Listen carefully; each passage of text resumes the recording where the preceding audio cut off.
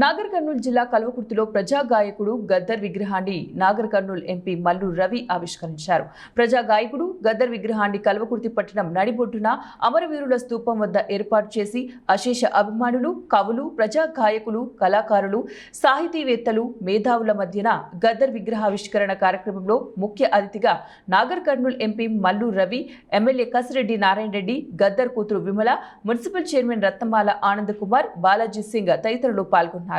నాగర్ కర్నూలు జిల్లా కల్వకుర్తి మున్సిపల్ కేంద్రంలో ప్రజా గాయకుడు గద్దర్ విగ్రహాన్ని ఎంపీ మల్లు రవి, ఎమ్మెల్యే కసిరెడ్డి నారాయణ రెడ్డితో పాటు గద్దర్ కూతురు వెన్నెలతో కలిసి ఆవిష్కరించారు. పూలమాలలు వేసి నివాళులర్పించారు. అనంతరం విగ్రహావిష్కరణ అనంతరం జరిగిన కార్యక్రమంలో ఎంపీ మల్లు రవి మాట్లాడుతూ గద్దర్ ప్రజల హక్కుల కోసం తన గలంతో సాహిత్యాన్ని జోడించి తన ఆట పాటలు, హావభావాలతో ప్రజలను ఉత్తేజపరిచిన తీరును, సేవలను, తెలంగాణ సాంస్కృతిక పోరాటంలో ఆయన పాత్రను కూడా గుర్తు చేశారు.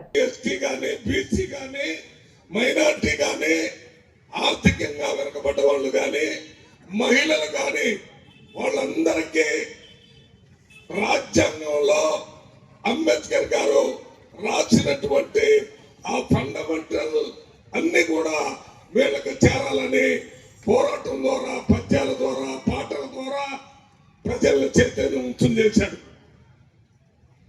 గద్దర్ గారు చనిపోతే ఆయన ఆలోచన విధానం చనిపోదు అని చెప్పడానికి ఇదే ఉదాహరణ. ఒక్క గద్దర్ చనిపోతే 1000 మంది గద్దర్లు, ఎవరు చూసినా కర్ర, దాని మీద ఒక గొంగడి, ఆ కట్టు, అట్లా మొత్తం అసెంబ్లీకి ఒకడు, పార్లమెంట్కి ఒకడు, రకరకాలుగా ఆలోచన విధానాన్ని తీసుకొని ప్రజల దగ్గర పోతున్నారు. ఎందుకు? గద్దర్ గారు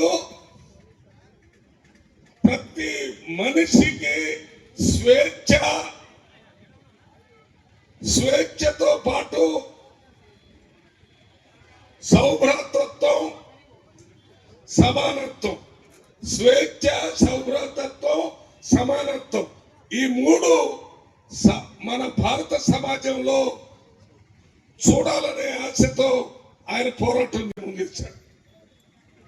ఇది వారి రచనలో ఉన్న పట్టు. దాన్ని తర్వాత కొంతకాలం ఎంత చెప్పినా ఈ సామాజిక న్యాయం జరగటం లేదు, ఆర్థిక సమానత్వం రావటం లేదు, రాజకీయ సమానత్వం రావటం లేదు. అందువల్ల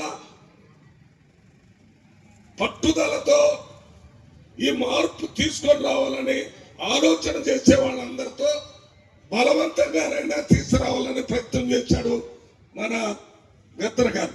కానీ బలవంతంగా వేరే వాళ్ళని చంపడం ద్వారా ఈ వ్యవస్థలో మార్పు తీసుకొని రావటం వీలు పడదని గద్దర్ గారు బయటకు వచ్చి రాజ్యాంగంలో అంబేద్కర్ గారు రాసినట్టుగా వీరు కూడా ఆయన పేరు రాసుకొని నేను కూడా ఓటర్స్ గా నమోదవుతున్నాను. ఓట్ల ద్వారా ప్రజలు ఓట్లేసి ఎమ్మెల్యేలు, ఎంపీలు, మున్సిపాలిటీలు, పంచాయతీ సర్పంచులు ఎన్నుకొని వారి ద్వారా ఈ ఆర్థిక, రాజకీయ